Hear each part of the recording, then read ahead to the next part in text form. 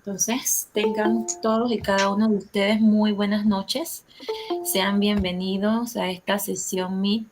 En este martes docente nos complace presentar a nuestra compañera jefa actual de sala, Maril Parks, enfermera pediatra y docente, con el tema en marco de este mes de docencia enfocada al área pulmonar. Nos va a disertar acerca de la temática de oxigenoterapia. Bienvenida, Maril. Gracias, Carolina. Me dice si se me escucha bien o no, porque de verdad que esto tiene un poco de cosas aquí, cables acá. Muy buen audio. Adelante. Okay. Bueno, buenas noches. De verdad, compañeros, gracias por estar presentes hoy en el tema.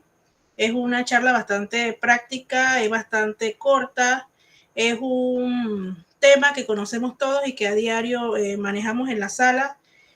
Más que todo es oxigenoterapia básico de lo que vemos prácticamente en las áreas, todo lo que es intensivo y intermedios también. Así que para comenzar, parece que esta cosa, que esto, dame un chance para... A ver, sí, okay. Mi objetivo con esta charla es brindar orientación, más que todo a ustedes personal, sobre lo que es oxigenoterapia, objetivos específicos, definir oxigenoterapia, definir términos importantes utilizados en el tratamiento de oxigenoterapia, mencionar los principios de oxígeno, orientación sobre los modos más utilizados en la sala y algunos cuidados de enfermería básicos que tenemos que tener con el uso del tratamiento de oxigenoterapia. A modo de introducción, es importante mencionar que la mayoría de las hospitalizaciones que tenemos en las salas de neonatología son patologías que requieren el uso de oxigenoterapia. La terapia respiratoria y sus cuidados suponen un reto en el campo de la enfermería debido a que cada día la tecnificación de los equipos nos obliga a dominar y a conocer cada uno de los dispositivos terapéuticos que se manejan en las diferentes áreas. ¿Para qué? Para así brindarles a nuestros pacientes un cuidado de calidad basado en lo que es la seguridad y efectividad de las terapias que aplicamos a nuestros neonatos. Y entonces para iniciar, definimos qué es oxigenoterapia. La oxigenoterapia no es más que un procedimiento terapéutico por medio del cual se administra oxígeno en forma artificial con concentraciones mayores de 21%, con el fin de ¿qué? De incrementar a nivel alveolar lo que es el oxígeno. ¿Cuál es el objetivo de la oxigenoterapia? Aumentar las concentraciones de oxígeno a nivel de la sangre, tratar lo que es la hipoxemia, disminuir el trabajo respiratorio y el trabajo del miocardio y mejorar lo que es la insuficiencia respiratoria. Antes de comenzar esta terapia es importante conocer términos los cuales tienen que ver con este tratamiento. Primero, el oxígeno, el cual es un elemento químico gaseoso, incoloro e inodoro. También es insípido y poco soluble en agua, que es indispensable para la vida de todas las personas. En investigaciones traté de buscar de qué está compuesto el oxígeno, de qué está compuesto esos tanques o el oxígeno de pared que nos suministra el personal de oxígeno del hospital. Ellos me indican que esos tanques y ese oxígeno que suministra a nivel central están compuestos aproximadamente de un 78% de oxígeno, contienen más o menos un 21% de aire y también tiene 1% de nitrógeno. Otro término bastante utilizado es el flujo, que es la cantidad de gas administrado, el cual lo vamos a medir en litros por minuto. El FiO2, que es la fracción inspirada de oxígeno, el cual se mide en porcentajes. Los manómetros, que son los dispositivos que miden la presión que se encuentra dentro del tanque de oxígeno. Podemos tener manómetros, los cuales colocamos en los tanques, o muy bien se pueden utilizar los flujómetros, los cuales también colocamos a nivel de las paredes. Otro dispositivo es el flujómetro, el cual nos sirve para medir también la cantidad de oxígeno, pero este nos va a llegar en litros al paciente. el humidificador, que es un envase plástico al cual se le añade agua, ya que el oxígeno se debe administrar humidificado, ya que seco irrita y deshidrata lo que es la mucosa respiratoria. Estos son los términos básicos que tenemos de conocer y manejar a la hora de utilizar nuestro tratamiento de oxigenoterapia. El oxígeno tiene unos principios básicos, son 4. El primer principio, que el mismo debe ser tibio por medio de calefacciones externas. Allí en la figura pueden ver, antes en la sala contábamos con esos dispositivos que colocábamos y calentábamos el oxígeno que administrábamos al paciente, pero lastimosamente se dañaron y todavía no se han podido volver a comprar. El segundo principio es que debe ser húmedo. Debemos añadir moléculas de agua al oxígeno para que este no irrite, como dije anteriormente, la mucosa del paciente. El mismo también debe ser mezclado. Toda vez que se va a utilizar oxígeno, tenemos que mezclarlo con aire y con oxígeno para que no vaya directamente el oxígeno puro 100% al paciente y pueda provocar alguna toxicidad o algún daño al paciente. Y el cuarto principio es que debe ser monitorizado. Primero, con los signos vitales que les realizamos la medición cada 4 horas por medio de gases arteriales, depende de la condición del paciente, y también con las manifestaciones físicas, las cuales observamos en nuestro paciente. Son los principios que siempre debemos tener presentes a la hora de administrar un oxígeno para que el mismo sea seguro. Lastimosamente, no contamos con todos los insumos, pero es importante que conozcamos cuáles son los mismos. ¿Cuándo vamos a utilizar oxígeno? ¿Cuándo se requiere el uso de oxígeno en los pacientes? Cuando hay una deficiencia del aporte de oxígeno a los tejidos, cuando hay signos de hipoxemia, y para solamente recorderis, los signos de hipoxemia podemos tener cianosis central, letargia, retracción torácica, retracciones intercostales, retracciones sifoideas, taquigneas, aleteo nasal, y quejido respiratorio. También se utilizan cuando hay una disminución de la ventilación alveolar por medio de una neumonía, enfermedades de la membrana hialina, taquipnea, síndrome de estrés respiratorio, por prematuridad o hipertensión pulmonar. Y por hipoxemias documentadas por medio de los gases arteriales. El oxígeno debe ser considerado un fármaco. ¿Por qué? Porque posee una indicación precisa. El médico me tiene que indicar los litros y el FIO2 que él quiere, y los cambios que él la va a hacer no deben ser de a dedo o de solamente que él me las indique, sino que él me la tiene que escribir en su orden médica. Debe ser utilizada en dosis y en tiempos adecuados. No va a ser que yo coloco el oxígeno y no se lo voy a pagar nunca. O sea, debe ser a diario verificado con los signos del paciente, con los gases, con todas lo que el paciente me presente, para entonces poder yo decidir qué tiempo lo voy a utilizar. También es un fármaco porque él posee efectos adversos a mi paciente y requiere criterios clínicos y laboratorios para su evaluación y su uso. Por eso se considera un fármaco. Existen 2 sistemas para la administración de oxígeno. Tenemos el alto flujo y el bajo flujo. Nosotros en la sala, por lo regular, no manejamos alto flujo. Manejamos más que todo son los de bajo flujo. Pero para tener una idea, ¿qué es el alto flujo? Dice que este dispositivo proporciona un flujo total de gas suficiente para proporcionar la totalidad del gas inspirado. Ejemplo de estos equipos tenemos las máscaras del sistema de Venturi o máscara por presión positiva.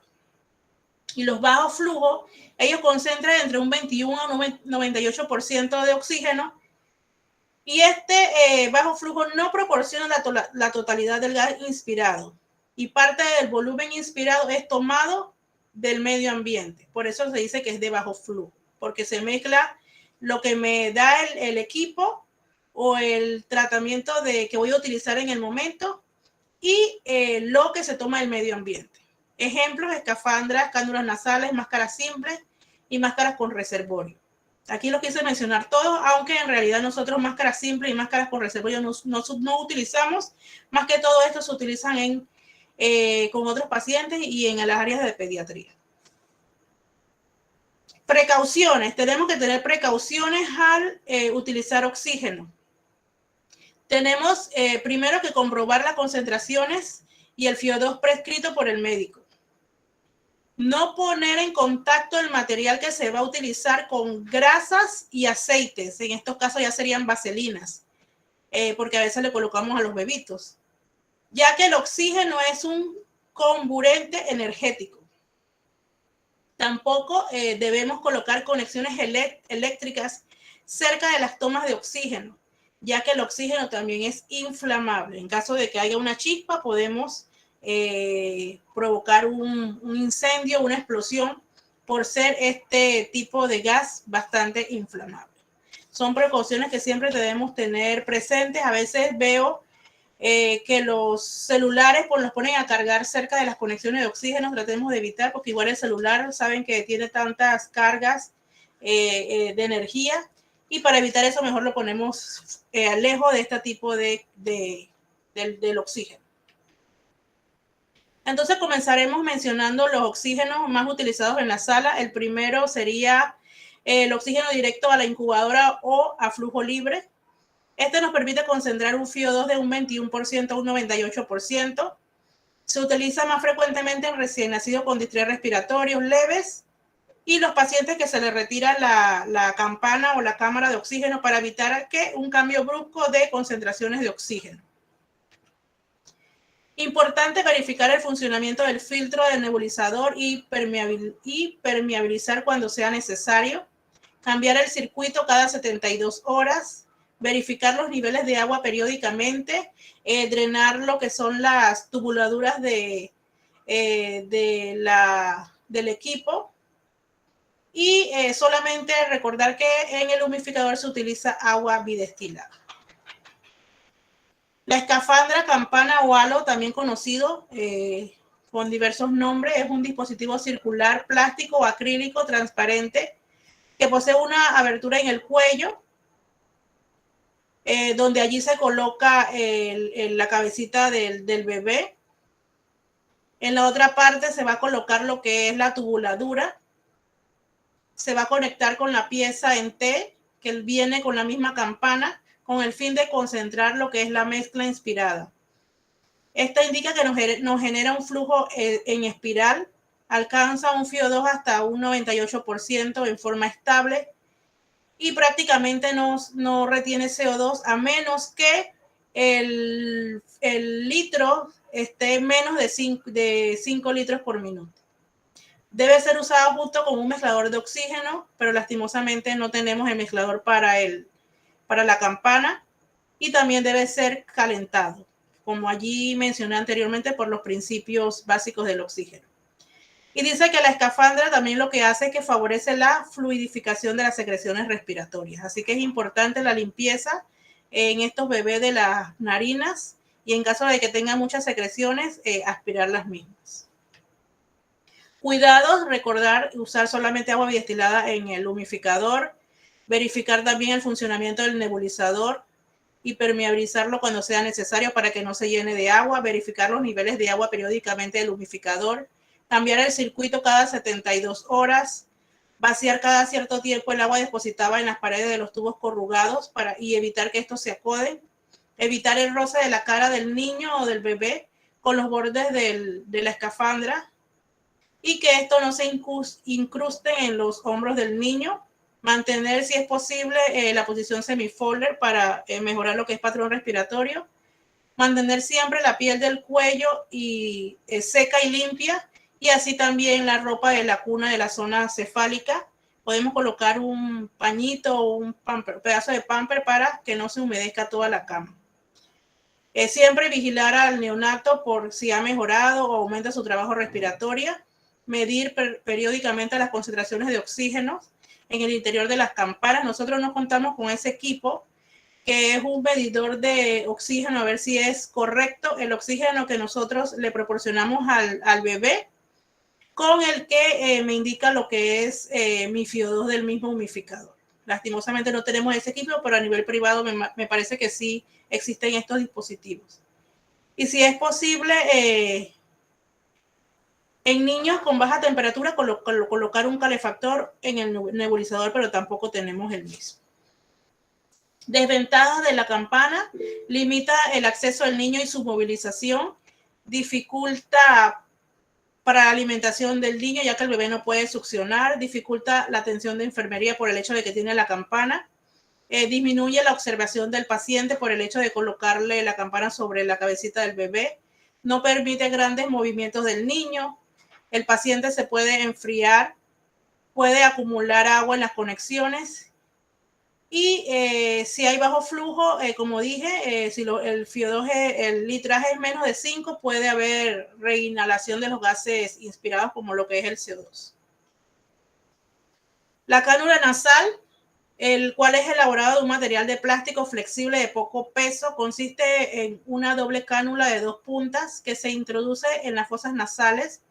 Se dan concentraciones de oxígeno relativamente altas con flujos mínimos, donde la nasofaringe actúa como el reservorio, usado para el manejo de pacientes que requieren bajo oxígeno.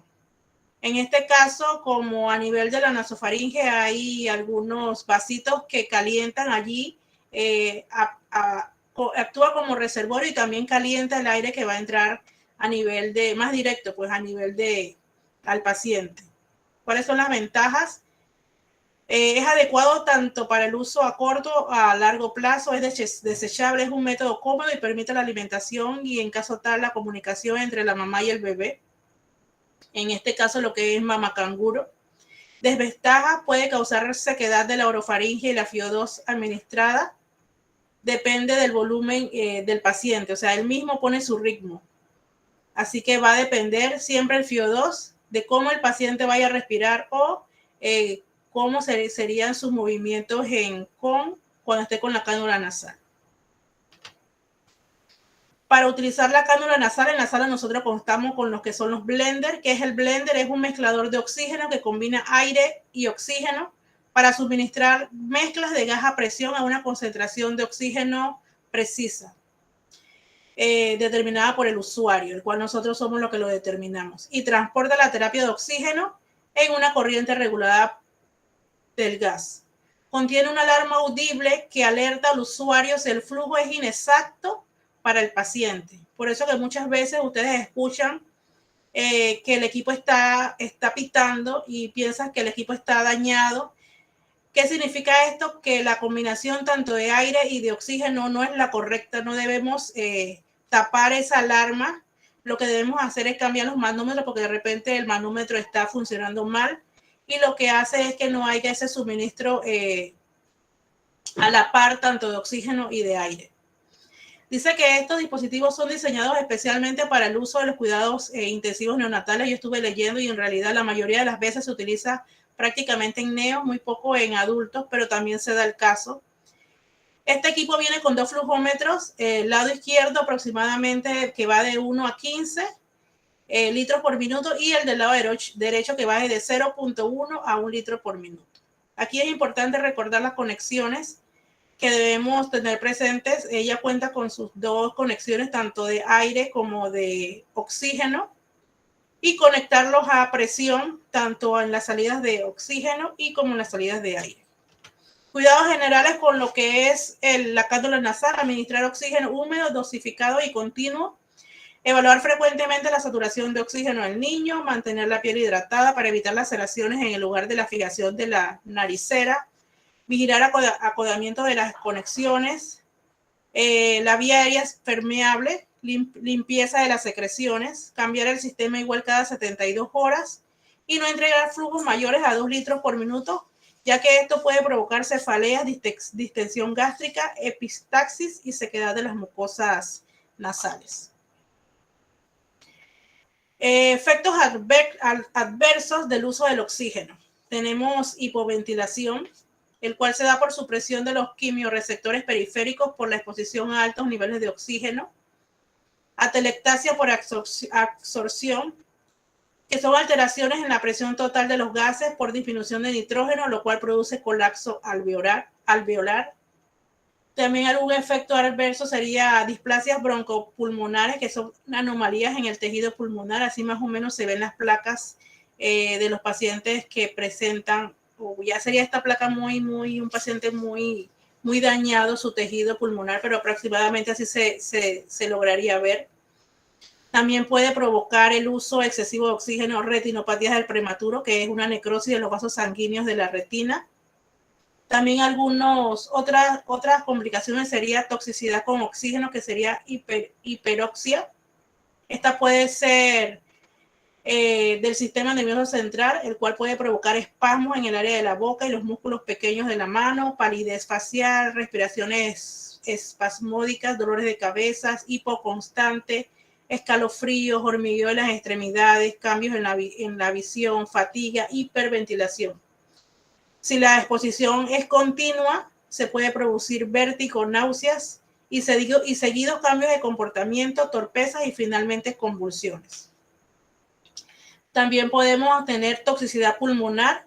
Estos síntomas por lo regular siempre serán en el tracto respiratorio inferior, como tráquea, bronquios y los pulmones.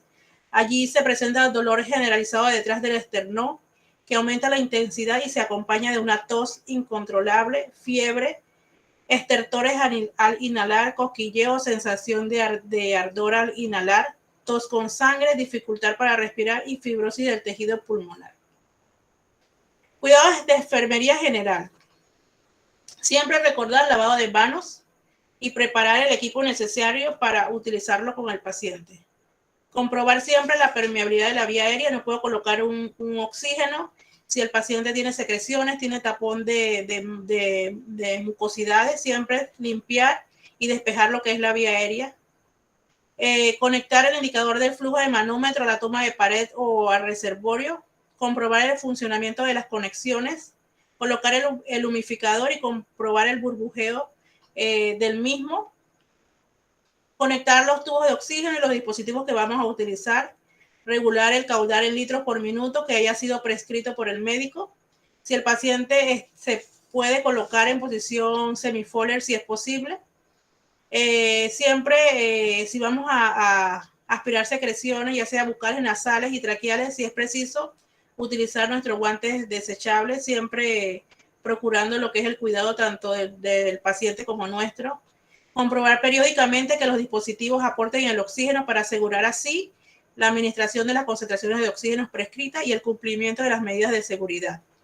Comprobar la eficacia y efectividad de la oxigenoterapia, valorando así el color de lo que es el color de la piel, la mucosa, la frecuencia respiratoria y, en caso tal, los valores de oximetría de pulso y la tolerancia del paciente. Es importante recordar que el oxígeno es un medicamento y debemos usarlo muy bien, la dosificación prescrita por el médico. Recordar siempre los principios básicos de oxígeno a la hora de utilizarlo, el cual debe ser que son tibio, húmedo, mezclado y monitorizado. Colocar el paciente prono, ya que mejora su patrón respiratorio en caso de que el paciente lo tolere. Mantener una temperatura corporal normal. Si el neonato se encuentra en oxígeno por campana, no sacarlo de la misma, cubrir la cabeza con gorro y colocarle sondas orogástricas en caso de que el paciente esté con su alimentación. Utilizar las puertas de la incubadora para que no exista escape de oxígeno. Si el neonato se coloca con cánula nasal, proteger área de rostros y narinas con parche hidrocoloides para evitar laceraciones del mismo, de repente una úlcera por presión por tener mucho tiempo las mismas. Si observamos la mejoría del patrón respiratorio, podemos ir bajando el oxígeno y siempre avisándole al médico para que nos haga los ajustes en las órdenes médicas.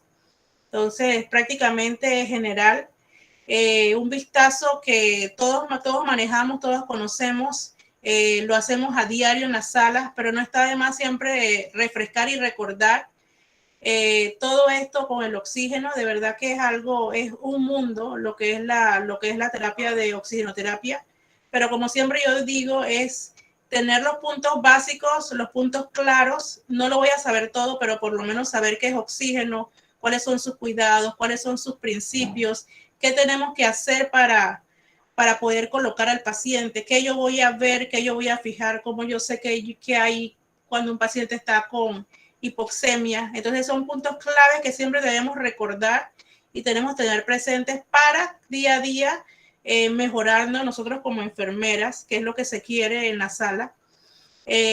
Así que gracias por su atención. No sé si tienen alguna duda, alguna pregunta. Pregunta no mucho porque no me lo sé todo, pero alguna anécdota, algo que quieran aportar.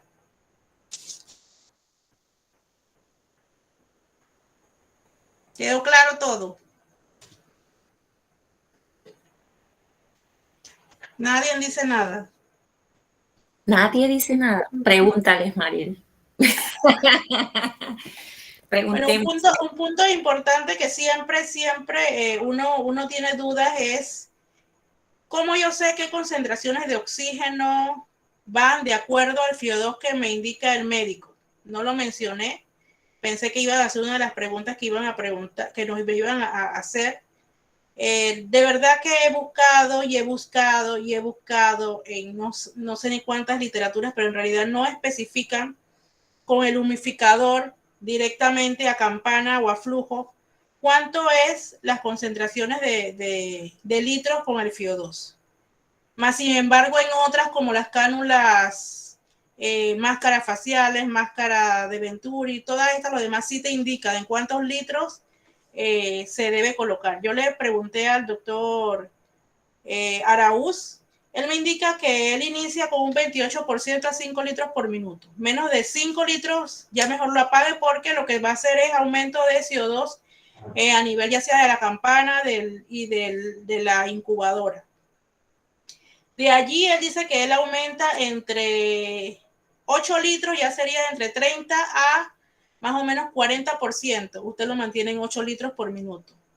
Ya cuando sube a 60 y hasta un 98%, entonces uno lo subiría hasta 10 litros por minuto, que son las concentraciones que él maneja.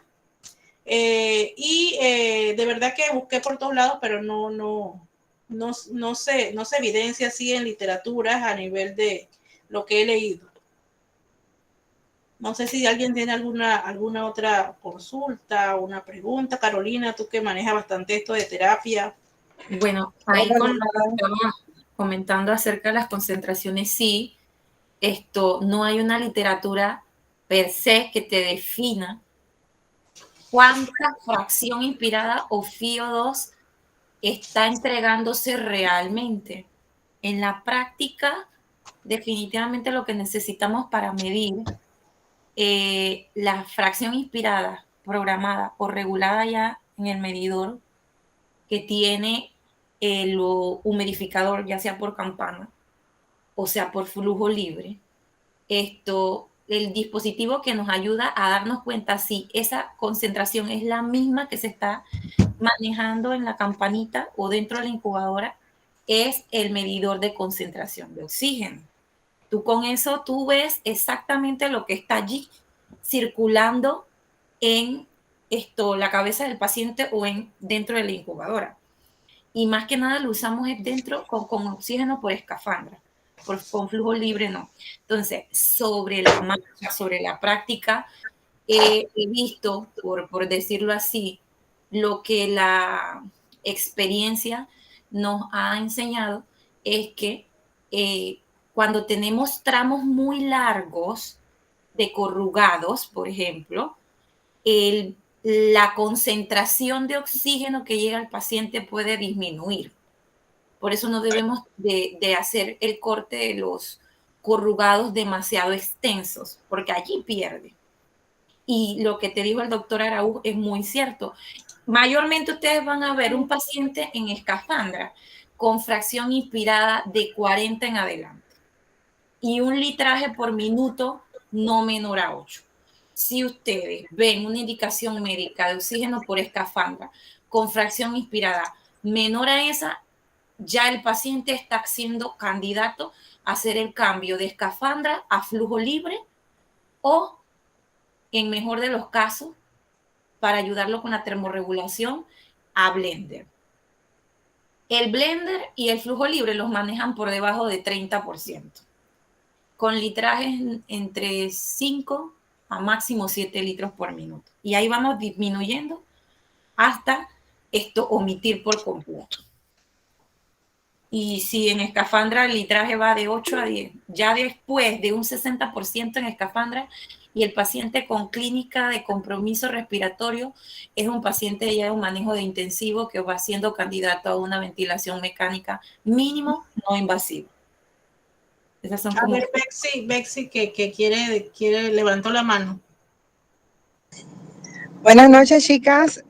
Muy buena la charla, Maril. Como siempre, esta es una de tus hijas, charla extensa y completa, pero muy útil en algunos detalles que a veces se nos pasan y sobre todo a las chicas rotadoras que les sirve muchísimo de ingreso a la unidad por los diferentes mecanismos o métodos diferentes de colocación de oxígeno. Yo como vivencia, pues, quería aportar que cuando yo entré a la unidad de neonatología hace muchos años, de repente mi Estela, que está presente en Lourdes, Maril también lo pudiera recordar, o que veo que tal vez no lo recuerdas, teníamos unos humidificadores que eran de tapa amarilla. Esos humidificadores tenían marcadores de acuerdo al porcentaje de oxígeno, a cuántos litros debía estar. Cuando fuimos evolucionando al humidificador verde, se perdió ese litraje que nos sugería la casa comercial en ese momento y que era un poco más fácil decidir, saber o tomar una acción sin una orden médica. Automáticamente, que teníamos 28%, decía arriba 5 litros. Si lo tenía entre 30 y 50%, decía 8. Y después de eso decía 10. En aquel momento no existía el 12, ahora existe el 12, de hecho para la reanimación es arriba de 10, hasta donde dé el manómetro. Y antes también, cuando yo recién llegué, ya después no lo vi más, que creo que se dañó, teníamos ese medidor de oxígeno que dice Carolina y se metía por el orificio de la parte superior de la campana y ahí podíamos medir en realidad lo que el bebé estaba recibiendo, más que la indicación médica del humidificador. Y bueno, el blender es una herramienta muy útil, muy buena, que ha venido a mejorar en la parte de termorregulación del paciente, pero si recuerdan, tuvimos también hasta los calentadores de oxígeno, que eran como si fuesen como unos aros calientes o unos palitos calientes que calentaban el oxígeno. Y con esto pues quiero decir que lo más importante realmente al brindar oxígeno es procurar mantener la termorregulación a pesar de la administración del oxígeno, porque el oxígeno es un medicamento y así como puede hacerle bien al paciente, puede hacerle mal también. En general ese era mi aporte. Muy buena charla, María. Gracias. Buenas noches. Hola, mi Lourdes. Hola, sí, mira, casualmente Betsy hablando la misma línea de Betsy. Sí, los dispositivos que ella ha mencionado son los que se han utilizado anteriormente en la sala y un aporte es que el sensor de medidor de oxígeno que se colocaba en la campana para medir la concentración de oxígeno, más que nada lo utilizan los médicos también para poder, tú modificas y llegas a lograr la cantidad. Ellos prácticamente cuando se pierde el oxígeno y no llega a la concentración, te piden un 40% con el litraje que te están pidiendo de 8 litros, y dependiendo inclusive del tamaño de la campana, de la escafandra que tú le colocas al paciente, también disminuye la cantidad de flujo de concentración de oxígeno del paciente y llegas a tener hasta una pérdida de casi un 10% del oxígeno. Entonces, con ese sensor de oxígeno, nosotros podíamos modificar el litraje y llegar a la concentración que el médico solicitaba para el paciente. Entonces, esa es una de las ventajas de ese sensor utilizado con la campanita que se colocaba dentro del huequito que tú ves arriba de la tapita, y entonces ahí se medía la concentración de oxígeno del paciente. Así que esos son sensores que son muy buenos Y sí, el paciente cuando ya tiene un litraje, con el litraje que tú vas a lograr la concentración adecuada del paciente, pero como no tenemos esos sensores ahorita mismo, nosotros no podemos modificarlo. Y sí, cuando un paciente tiene un FiO2 de 60%, e inclusive viendo la saturación del paciente, si llega a un 60%, es un paciente que no debe estar en el área de intermedio, debe ser trasladado al área de intensivo. Pero excelente la charla. Otra cosita allí en una de las recomendaciones, que manejar a los pacientes por las puertas, por las ventanitas de las incubadoras, es lo único que tendría que agregar. Pero todo excelente, está completísima, Maril. Felicitaciones. Gracias, mi. Bueno, sí, son puntos de verdad importantes que siempre debemos recordar, y también cuidar al paciente, porque nosotros podemos hacerlo, pero si vemos al médico, al de laboratorio, decirle nuestras recomendaciones para la mejoría de nuestro paciente. Siempre estar pendiente en esas cositas con los pacientes y con el otro personal que no está de planta en la sala. Y que no sé si tienen algún otro aporte, alguna otra pregunta. Yo quiero hacer un aporte y a su vez tal vez una pregunta, no para ti, Maril, sino para el grupo. No di la charla, pero quiero hacer la pregunta que a veces es como que raya en el sentido común. Voy a empezar con la pregunta. Tú hablabas de que se debe brindar siempre el oxígeno humidificado al paciente, jamás oxígeno seco, y ese principio lo manejamos. Entonces, parece mentira, pero hubo una ocasión en mi experiencia personal que alguien ajeno al servicio de enfermería, me hace el comentario que me se secó, no era en la sala, cabe resaltar, se secó el humidificador. Hay que echarle agua, el agua de la pluma. ¿Por qué agua de la pluma? ¿Por qué agua de la botella? ¿Qué tipo de agua debemos utilizar para humidificar y por qué? Es la pregunta. De repente, siempre agua. ¿Cuál es la diferencia entre el agua estéril, el agua que viene embotellada intravenosa y el agua de la pluma en esto de humidificación y oxigenoterapia?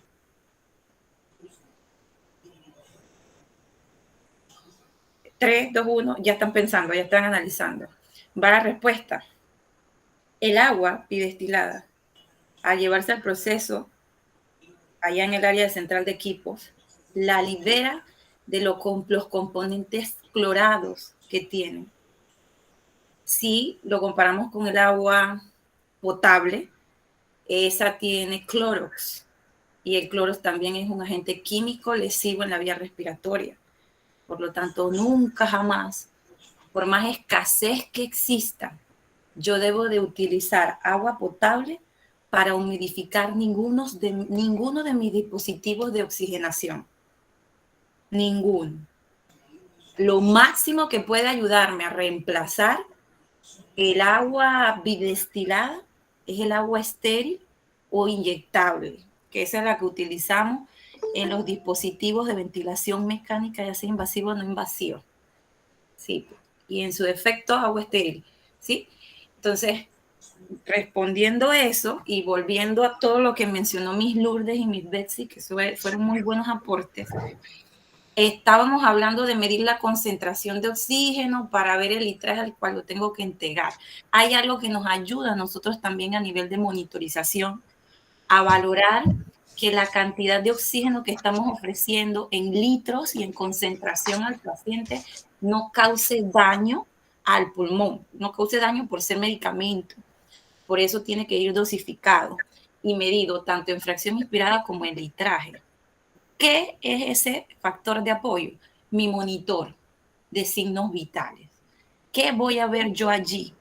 La saturación de oxígeno específicamente. Y cuando se trata de neonatos con pulmones vulnerables y susceptibles a los daños de sobredosificación del oxígeno, tenemos que tener estas medidas específicas de porcentaje en saturación. el paciente debe estar oscilante cuando lo tengo en oxigenación entre 92% y 95%. A eso le llaman los médicos saturación objetivo. Manejemos a nuestros pacientes neonatales con saturación objetivo para evitar la lesión pulmonar, para evitar que el paciente llegue a una broncodisplasia. Si yo tengo un paciente en flujo libre, yo no tengo por qué tenerlo en 100% siempre. Contrario a la concepción que a veces traemos de la universidad. Para el paciente, para que esté bien, tiene que estar en 100%. Falso. El neonato no.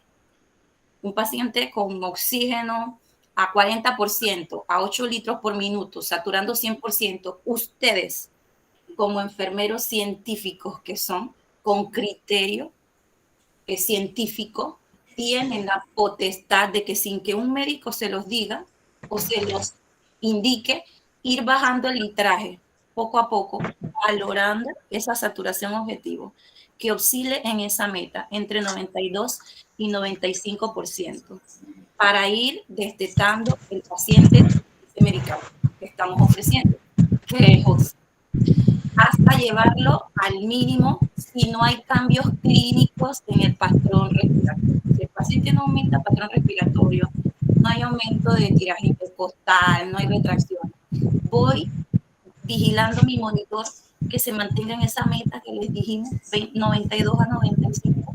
Puedo ir bajando litraje y puedo poco a poco ir bajando concentración. La FiO2 la bajamos de 5 en 5 y el litraje vamos de 3 en 3 hasta destetarlo, sin que el médico me lo diga, y eso es algo que como enfermeros estamos en facultad de hacer, enfermeros del área de neonatología. Siempre y cuando tengamos un monitor, sería excelente tener un medidor de concentración de CO2, de oxígeno, pero no lo tenemos bien, podemos llevarlo de esa manera. Bueno, ese era mi aporte.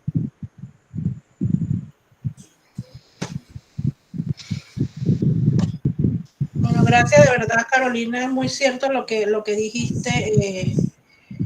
Siempre debemos recordarlo, no esperar que el médico nos diga hay que bajarlo. Nosotros mismas con lo que es esto, de lo que es la saturación, podemos ir viendo. Por eso la importancia de cada paciente que esté con oxígeno, colocarle su monitor de saturación para entonces ir evaluando ese punto, ¿no? Yo no sé si alguna tiene otro aporte. Miss Miriam tiene la mano levantada. Adelante. Ay, Miss Miriam. Ajá. ¿Quiere decirnos algo, Miss Miriam? La escuchamos. Sí, buenas noches. Muy interesante la charla.